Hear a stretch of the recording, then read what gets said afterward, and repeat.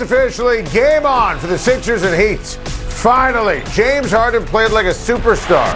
Harden scored over 25 points for the first time in 13 games, which is wild. Harden was majestic, tough, clutch. Listen to that word choice. I mean, something we haven't seen all postseason.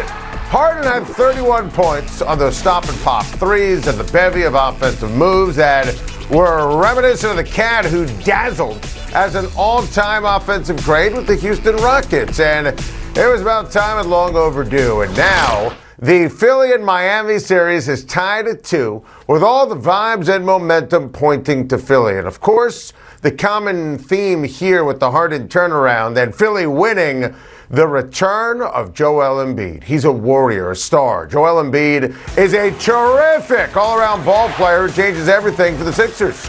24 points, 11 rebounds, great numbers. Doesn't even begin to tell the tale of the domination and most especially the impact. And he's doing it wearing a mask after missing games 1 and 2 with a concussion and an orbital bone fracture. I mean, it's amazing. He commands the attention and this is important here, he relishes it. And Harden, of course, he has the documented playoff failures. And Embiid takes the Heat's off, pun intended. I think it's important here to remember a few of my original takes. I loved Philly as a true title contender right after the Harden deal. I did not value Miami as a truly great team all season because of their lack of scoring options late. And that showed last night when Jimmy Butler didn't have any kind of help and Duncan Robinson remains glued to the bench. To me, it's simple. If Embiid is healthy, the Sixers are going to beat Miami. Embiid is that special. And the domino effect on everyone else, starting with James Harden, is huge. This series went from sleepy to sizzling rather quickly. That's the impact and the greatness of Joel Embiid. Obviously, I was nice enough to lend Luka Doncic my favorite shirt for the post-game interview after Game 4. A lot of colors, bright, bubbly, like me. The colorful shirt works great after a win by Dallas to tie the series with the Phoenix Suns all up even at 2 games apiece. And finally, my guy Luka not only had a great shirt, he had a little help from his friends. DFS, are you kidding me? Dorian Finney-Smith was raiding threes, shooting with unreal confidence and execution in the fourth quarter. There was not one moment I felt like the Phoenix Suns were going to come back and win this one, even when they chipped away at the big lead. And when Dallas gets this kind of help from Luka, it's on. Heck, remember the conversation we were having on Time to Shine for the last 4-6 weeks of the regular season?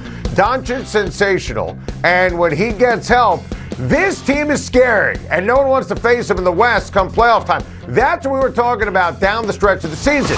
But then Luka got hurt, and, well, the chatter was muted. Now it's back to a full-fledged shout, and all the pressure is on the top-seeded Phoenix Suns, and they seem to be cracking, starting with Chris Paul. Chris Paul fouled out in a huge Game 4 with more fouls than points, and that's not exactly going to help his reputation as a great player who simply cannot get it done when it matters the most. Paul was just out of it all game. The turnovers were awful, set a bad tone for Phoenix for the sloppiness. Monty Williams made the mistake of leaving Paul in with 3 fouls at the end of the first half, and the 4th foul was a legit call. It truly was. Game 4 was a total mess at the worst possible time, and frankly, so was Game 3. And listen, Paul was rightly livid after the game. Not just at his play, but at a fan who puts his hands on his family. And honestly, it's not acceptable. Buying a ticket does not give you a license to be a dangerous jerk. And if when the video backs it up, that fan should be banned for life. And hopefully they get this all straightened out before Game 5 so Paul and the Suns can focus on basketball. Because, listen, at the end of the day, let's be honest here.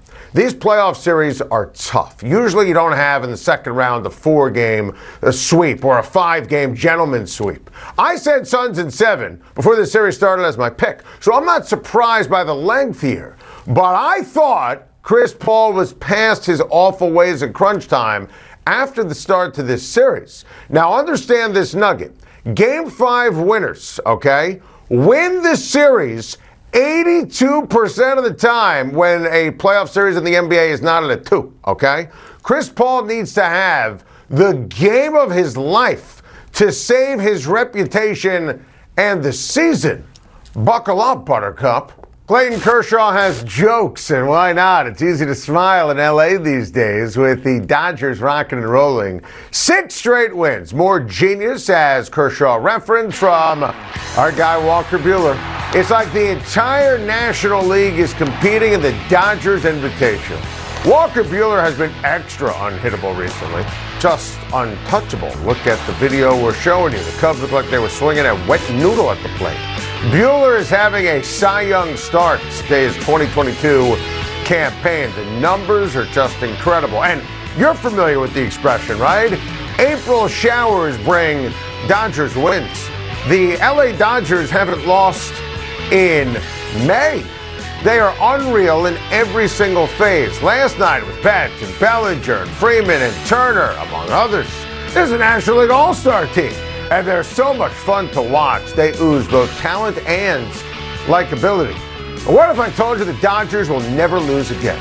I mean, look at the upcoming schedule. They now play the Pirates, who are fresh off of losing 2 straight to the Reds, which, by the way, is illegal in most states. The Dodgers are an absolute juggernaut. They have the best record in baseball a month into the season. Get used to it. The Boston Celtics got hosed, robbed.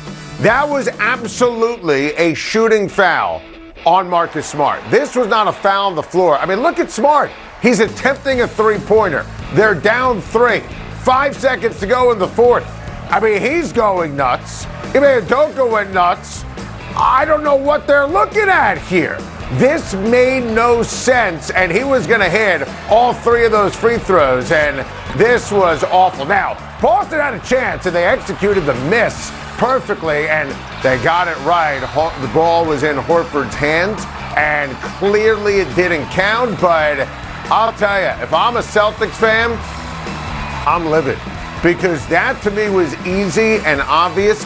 I don't know how you call that a foul on the floor, not in the act of shooting. That to me was officiating 101, and if I'm a Celtics fan, if you lose this series, I would never get over that, because that to me was clear and obvious. I got to get this off my chest. I am bummed that my guy Ja Morant got hurt, but please, I don't want to hear that this was a broken code. I don't want any comparisons of Jordan Poole and what happened with that act of thuggery with Dylan Brooks and Gary Payton, because this is clearly an accident. This is not an intent to injure. This is a play on the basketball. Now, the result obviously stinks, and I'm obsessed with Morant, and you're obsessed with Morant, and I want Ja Morant healthy and playing in every single game. He's obviously must-see TV. There's also this, and you know, I get paid to watch sports, analyze sports. I don't even understand this for the life of me, but for some odd reason, in every metric that matters, they play better without Ja Morant. Now, I'm not expecting that to be the case come playoff time, but at least there is a great frame of reference here where it's not going to be all doom and gloom for the Grizz. I just think, though, anyone who's trying to hot take this, including my guy Morant himself, he deleted the tweet, quoting back Steve Kerr and what transpired with, Kerr's commentary, which was right on Brooks and what he did. That was not a play on the basketball. That was awful. That was below the belt. That can't happen. No place in basketball for that.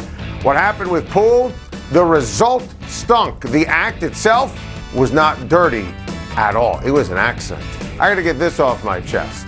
Jets head coach Robert Saleh told our good friend Brian Costello over at the New York Post that he has seen progress both physically and mentally from his quarterback, Zach Wilson. He went on to say that Wilson looks beefy in a good way. Look, there's a ton of pressure on Zach Wilson, and we're going to find out. The Jets had a lot of options with that number 2 pick. They had a lot of different ways they could have attacked it, could have traded down for a bushel of picks, they could have picked a different quarterback, could have picked a different player. I didn't think it was a no-brainer for Zach Wilson. The numbers on your screen were deplorable. I mean, this was an awful rookie season. Now, you look at Paul, you look at Wilson, all of a sudden, those rookies kind of change everything. Even the presence of a veteran like CJ Uzuma changes everything for the weapons, obviously, around Zach Wilson. Joe Douglas put together a ridiculously awesome draft class. The defense is going to help out Zach Wilson. It's officially go time. There is no ambiguity. There's no confusion. There's no let's ease him in. He was the number 2 overall pick. And for me, it was far from a no-brainer. For the Jets and Joe Douglas, it was the easiest pick they've ever made. Well, Zach Wilson didn't show anything. He didn't flash at all. It's now go time. He now has weapons. It's year 2. He knows the offense, knows the system. No excuse for Zach Wilson. Got to get this off my chest. The Red Sox stink. Oh, Boston is a disaster, and you just hate to see it.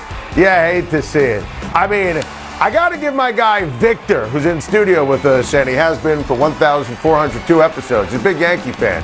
Showed up with a broom today because the Red Sox got swept out of Boston by the White Sox. Oh, how sweet is that? Here's the problem with the Red Sox. They're awful at everything. I mean, the bullpen is a disaster, okay? The Trevor Story batting average, strikeouts, and hasn't hit a home run. I mean, we're talking about classic ball player right now who's just caving under the pressure of getting that big contract from Boston. You know, the offense carried the team last year, and they always had bad starting pitching. Offense stinks, pitching stinks, starting pitching, relief pitching. It's a disaster for the Boston Red Sox. It's not getting better anytime soon. In a related story, got to get this off my chest. The New York Yankees are the first to 20 wins in the American League. How sweet is that? Yankees are playing right now like the best team in the American League. A gorgeous-looking win this afternoon at Yankee Stadium to take a series against the Texas Rangers. And listen, I still think the Blue Jays will end up winning the division, but how about our guy, Nasty Nestor? This guy was throwing a no-hitter until Time to Shine crew member Drew Margolis jinxed it. In a related story, we've given Drew a one-day suspension. You can't say that out loud.